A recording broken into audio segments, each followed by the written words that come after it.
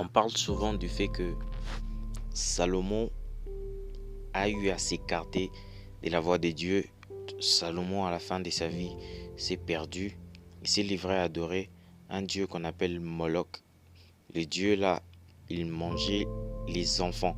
Donc on jetait les enfants, les bébés, en sacrifice chez cette divinité. Alors, j'essaierai même pas de donner des practices sur ça. Je vous laisse juste voir la vidéo.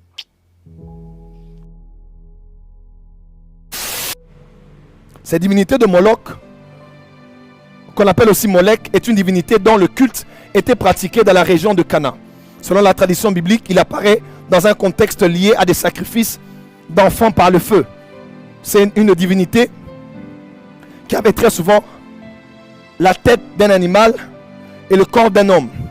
Et au niveau du ventre, il y avait un brasier.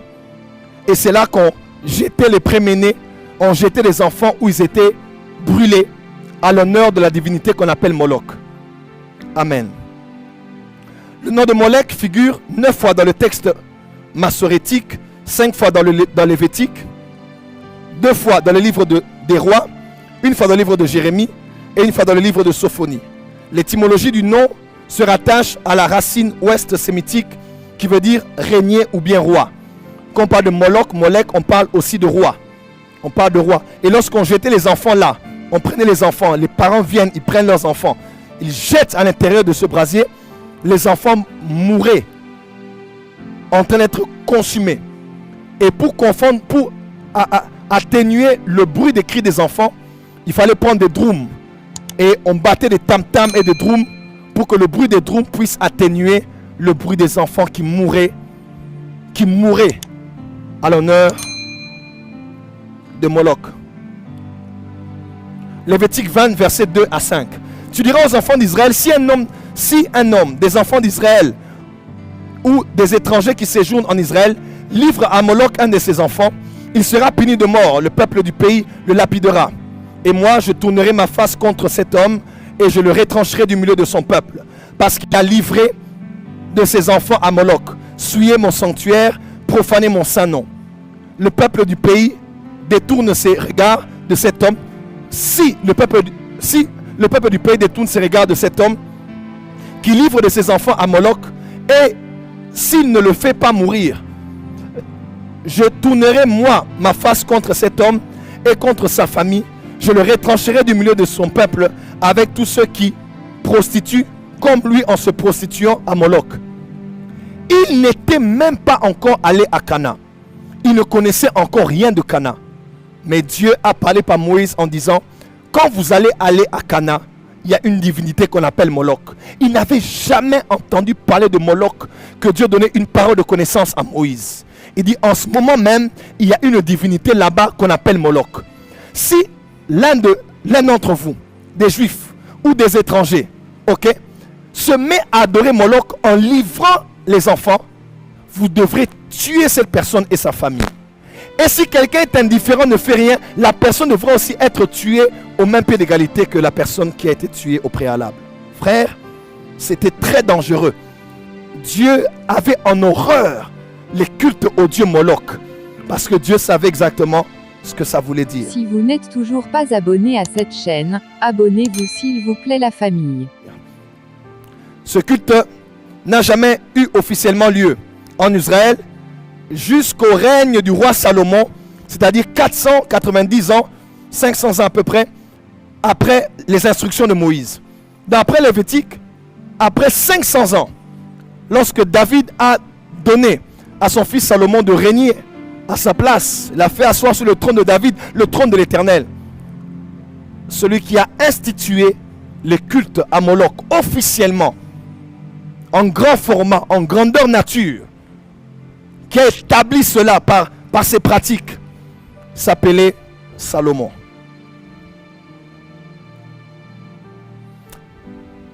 La Bible a connu des grands rebelles. L'homme s'est rébellé. L'homme s'est toujours rébellé à Dieu, aux lois de Dieu. Mais depuis Genèse, il y a des hommes que l'on a connus, des entités, des êtres, qui ont été vraiment des rebelles. Leurs rébellions ont mené la masse, ont été significatives. On a d'abord Lucifer, n'est-ce pas, qui s'est rébellé au ciel.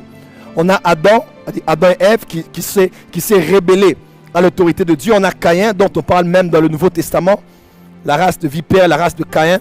On a Nimrod de Genèse chapitre 10, chapitre 11, et on a Salomon. Alors, pourquoi, prophète Joël, tu nous parles de Salomon? Salomon, à part Nimrod, Salomon est le premier antichrist de l'Ancien Testament. Il est le premier anti-Dieu de l'Ancien Testament. Je parle de Salomon. 1 Roi 11, 1 à 9. Le roi Salomon aima beaucoup de femmes. Quand vous lisez au départ, on dit Salomon aima Dieu. Après, on dit Salomon aima beaucoup de femmes. Oh Dieu, aide-nous à continuer à t'aimer comme nous t'avons aimé au commencement. Que personne ne prenne ta place dans nos cœurs et dans nos vies. Que nous puissions t'aimer toi plus que tout, de tous nos cœurs, nos âmes, nos esprits, nos pensées. Beaucoup de femmes étrangères, outre la fille du Pharaon, des Moabites, des Ammonites, des Édomites, des Sidoniens, des Ethniennes, appartenant aux nations dont l'Éternel avait dit aux enfants d'Israël, vous n'irez point chez elles, et elles ne viendront point chez vous.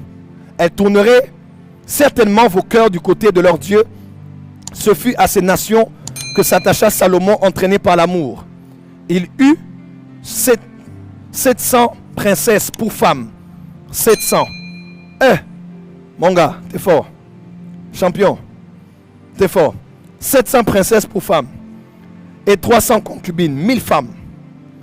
Et ces femmes détournèrent son cœur. À l'époque de la vieillesse de Salomon, ces femmes inclinèrent son cœur vers d'autres dieux. Et son cœur ne fut point tout entier à l'Éternel son Dieu, comme l'avait été le cœur de David de son père. Salomon alla après Astarté, divinité des Sidoniens, et après Milcom, l'abomination des Ammonites. Et Salomon fit ce qui est mal aux yeux de l'Éternel, et il ne suivit point pleinement l'Éternel, comme David son père. Alors Salomon bâtit sur la montagne qui est en face de Jérusalem un haut lieu pour Kémosh, l'abomination de Moab, et pour Moloch, l'abomination des fils d'Ammon. Il fit ainsi pour toutes ces femmes étrangères qui offraient des parfums et des sacrifices à leur Dieu. L'Éternel fut irrité contre Salomon parce qu'il avait détourné son cœur de l'Éternel, le Dieu d'Israël, qui lui avait apparu 2 fois. Salomon est celui qui officiellement a institué le culte à Moloch. On a pris des enfants et on offrait des enfants à Moloch. On tuait, sacrifiait des enfants.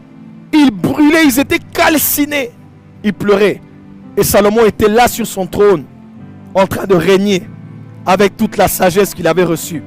Des enfants mouraient à l'honneur des autres dieux parce que ces femmes avaient détourné son cœur de la voix de l'Éternel son Dieu. Rappelez-vous, David a même écrit un psaume pour Salomon. Il disait, si l'Éternel ne bâtit la maison, c'est lui qui bâtit en vain. Si l'Éternel ne garde une ville, c'est lui qui veille en vain. Mais Salomon a bien commencé, mais il a mal terminé. Alors pourquoi je parle de Moloch, je parle de l'Antichrist, je parle de Salomon? Considérez avec moi ces quelques éléments. À l'introduction, on dit ceci. Apocalypse 13, verset 17. Il est écrit, ainsi personne ne pourra acheter ou vendre sans avoir la marque de la bête, le nom de la bête ou le nombre de son nom. Ce nombre est 666. Mon frère, ma soeur, lorsqu'on parle de l'Antichrist, Apocalypse 13, la bête qui monte de la mer, ok? C'est la bête, l'Antichrist. La bête qui monte de la terre. C'est le faux prophète, celui qui est comme un agneau. Il y a le dragon, Satan, Lucifer. Il y a le nouvel ordre mondial, Babylone. Et il y a le contrôle de la démographie, mais aussi de l'économie. On ne peut ni vendre ni acheter, sinon en ayant reçu la marque de la bête. C'est un chiffre d'homme. On dit, c'est ici la sagesse qui a de l'intelligence, qui a de la sagesse. Ok? On parle de sagesse et intelligence. Et ce nombre, c'est quoi? 666. Alors, au travers de l'histoire, depuis les temps anciens, depuis les premières années du christianisme jusqu'à aujourd'hui, les hommes ont utilisé ce qu'on appelle la gamatria. C'est une technique de calcul. Vous savez, en hébreu, même en grec, surtout en hébreu, il n'y a pas de chiffre. Ok? Mais chaque lettre a une valeur numérique. Par exemple, Aleph, c'est A, c'est le chiffre 1. Beth, c'est le chiffre 2. Alors, les hommes ont commencé à calculer des noms, calculer les chiffres. Et ils ont finalement très souvent abouti à 666. Par exemple, ils l'ont fait avec Néron, ils l'ont fait avec Napoléon Bonaparte, ils l'ont fait avec Henry Kissinger, ils l'ont fait avec Adolf Hitler, ils ont fait avec Staline, ils ont fait avec plusieurs, même Barack Obama. Ils ont calculé, ça a donné 666. Si vous tombez dans ce genre de calcul, vous allez vous perdre. Et le premier venu qui va se lever, dominer dans le monde, vous allez dire qu'il est la marque de la bête, il est 666. Vous pouvez aller dans les codes barres, étudier. Bref, ça veut aussi dire que dans tous ces personnages, on peut aussi retrouver la dimension de la bête, ok, l'esprit de l'antichrist. Mais ce n'est pas vraiment ça. C'est autre chose que l'on connaîtra à l'avenir. Tout ce qu'on dit aujourd'hui ne sont que des théories. Mais c'est à la suite qu'on va découvrir. Aujourd'hui, on parle de vaccins, du pucetage, de tout ça. Je ne serai pas sur la terre, je serai au ciel avec vous. Mais sinon, tenez compte de ça. On dit, l'antichrist aura une marque. La marque de la bête qu'on appelle 666. C'est une révélation dans les Écritures. Pour certains, c'est la seule fois qu'on parle de 666 dans la Bible. Ce n'est pas la première fois. La première fois qu'on parle de 666 dans la Bible, ce n'est pas dans Apocalypse 13. Mais c'est dans l'histoire du roi Salomon. Lisez avec moi. 1 Roi 10, verset 14. Le poids de l'or qui arrivait à Salomon chaque année était de 666 talents d'or. Comment? Quelqu'un me suit? Le poids de l'or qui arrivait à Salomon chaque année était de 666 talents d'or. 666 a été cité pour la première fois, non pas dans Apocalypse 13, mais dans 1 Roi chapitre 10. Le poids de l'or qui arrivait à Salomon était de 666 talents d'or. Oh my God. On retrouvait déjà les traces de l'Antichrist dans le règne et le gouvernement de Salomon. Si on doit approfondir même le parallèle, vous allez voir, c'est ici l'intelligence qui a de la sagesse. On parle de l'intelligence et de la sagesse dans la vie de qui? La parole de Dieu déclare dans 1 Roi 3, verset 10. Dieu dit, je te donnerai un cœur sage et intelligent. Salomon avait la sagesse, Salomon avait l'intelligence. Le nombre d'or, comme à Shabrayasa, le poids de l'or qui lui arrivait était de 666. Il était l'image même de l'Antichrist et de l'Ancien Testament. Oh my God. 1 Roi 3, verset 13. Je te donnerai en outre ce que tu n'as pas demandé, de richesse et de la gloire. Salomon. Salomon a rejeté la loi de l'Éternel. Écoutez, Deutéronome 17, verset 17 disait ceci. 500 ans passés, Dieu donnait les lois sur les rois. Il donnait qu'il n'y ait pas un grand nombre de femmes. On parlait des rois. Afin que son cœur ne se détourne point et qu'il ne fasse pas de grands amas d'argent et d'or. Mais Salomon ne regardait pas ça. 1. Il a eu beaucoup de femmes. 2. Il a amassé beaucoup d'or. Au point où l'or était aussi courant que des pierres qu'il y avait sur le sol. Il eut 700 princesses. C'est le verset que l'on a lu. Vous voyez, il a totalement rejeté les lois de Dieu par rapport à la royauté. Salomon est le symbole de l'Antichrist. Numéro 1, c'était un leader politique. Numéro 2, c'était aussi un leader religieux. Numéro 3, il avait un règne de paix. Lorsque les hommes diront paix et sûreté, alors une ruine soudaine s'abattra sur eux. 4, il a eu un règne lors de la construction du temple. Oh my God. Premier temple, il a régné. Lors de la construction du 3e temple, l'Antichrist va s'élever. comme un leader politique et religieux et il va régner sur la terre. Et on dit même que celui qui lui fasse attention, parce que l'abomination de la désolation, il va entrer jusque dans le sein des saints et il va s'autoproclamer Dieu. 5. Il a eu un pacte avec les voisins. Le traité de paix ne sera pas celui que Trump essaie de ce que Trump aide Benjamin Netanyahu à faire avec la Palestine et les autres voisins. Non. L'Antichrist va lui aussi, comme Salomon, établir un traité de paix. Salomon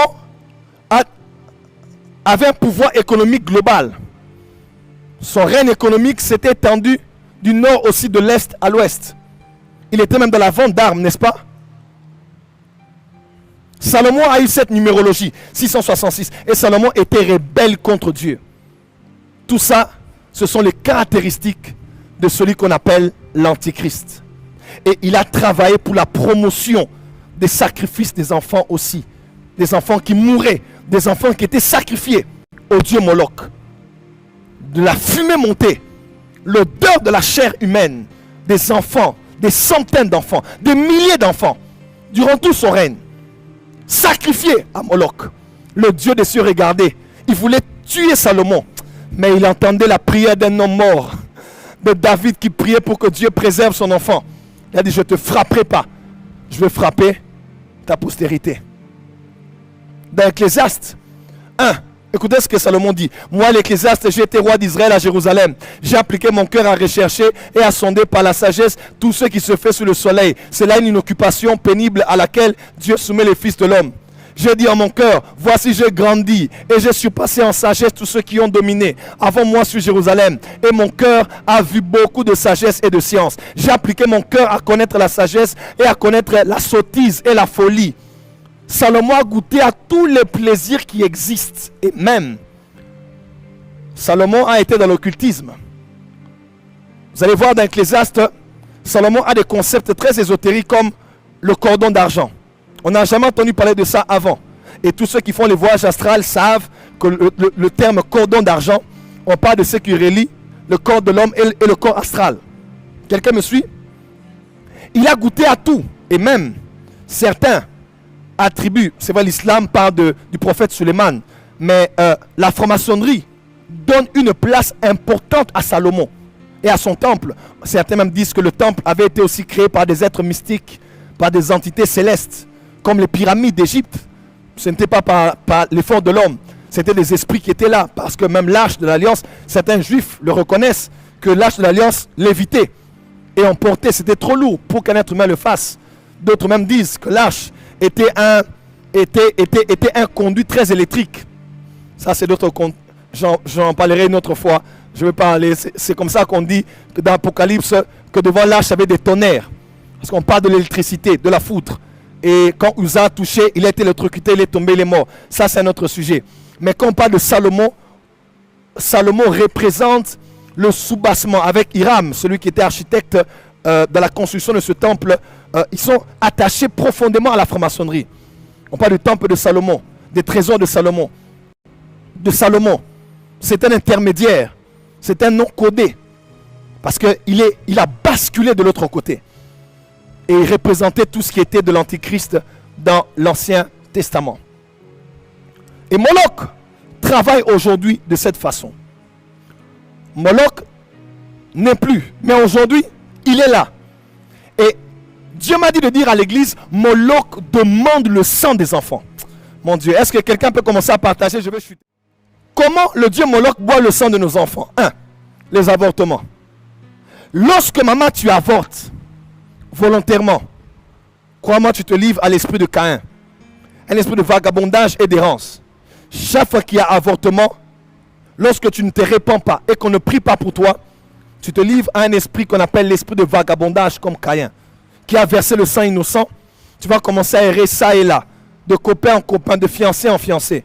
Et tu te poses la question, quel est ce démon de ma famille qui me dérange? Non, parce que le sang, la voix du sang va crier et va retenir l'avancée de ta destinée. Tu vas entrer dans un mariage, cette voix te retient. Et même si tu y entres, tu as des combats à l'intérieur. Et les avortements, Lorsque le sang coule, ce sont les sacrifices que l'on donne à Moloch. Les abus corporels et sexuels de bas âge. Les enfants qui sont frappés, flagellés, mutilés. Les enfants qui sont violés à l'école. Tout ça, ce sont des manifestations du dieu Moloch. C'est pour détruire les enfants. Comme cela était le cas en Israël et à Cana. Les viols, les troubles familiaux, divorce, perte de l'un des parents, battez-vous par la grâce de Dieu. Restez, fondez vos familles. Il y a des choses que l'on fait, on décide parce que je veux ma paix. J'ai aussi droit à la paix, mais il faut penser aussi aux enfants. Je ne dis pas que tu dois mourir à cause d'un mariage, mais je dis simplement que tu dois penser à tes enfants. C'est très important. Parce que ce que tu fais, ce que tu décides, va impacter la vie de tes enfants. Et demain, ils peuvent avoir de sérieux problèmes de stabilité et d'équilibre à cause des actes que tu poses ou de ceux que tu ne poses pas. La pédopornographie. Je vous donnerai des exemples terribles. Les films, les dessins animés, les jouets, ainsi que les jeux vidéo. L'industrie des jeux vidéo est même des fois plus florissante que celle des films. Vous savez ça? Et là, on fait la promotion de la magie, de la sorcellerie dans les jeux vidéo. Et tu trouves que c'est juste beau, c'est fun, ça me permet de tuer le temps. Et pourtant, on initie vos enfants par les jeux vidéo, les films. Aujourd'hui, va sur Netflix, tu verras les nouvelles aventures de... Comment ça s'appelle encore? Ça... Ok. Vous allez voir Luna Vera. Vous allez voir The Order. Vous allez voir plusieurs séries de magie, de sorcellerie. Et c'est normal. Maintenant, toi, parent, tout ce que tu sais avec tes enfants, c'est de rigoler et jouer aux jeux de société. Si aujourd'hui, on ne prépare pas nos enfants à la spiritualité, on va exposer nos enfants à une autre spiritualité. L'hypersexualité, les petites filles qui veulent déjà s'habiller comme des grandes. Aujourd'hui aussi la pornographie a maintenant des films de pornographie avec des enfants. La pédophilie, l'éducation moderne et toutes ces choses sont des choses que nous vivons aujourd'hui. Voilà, je pense qu'on a compris et on a été édifié d'une manière ou d'une autre. J'espère que ce ne sera pas des guerres sur le commentaire. Parce que cette vidéo-là, je pense que il n'y a pas de polémique, quoi que ce soit. C'est vraiment de l'édification. Alors, soyez tendres même dans vos commentaires. Soyons des enfants de Dieu. Voilà.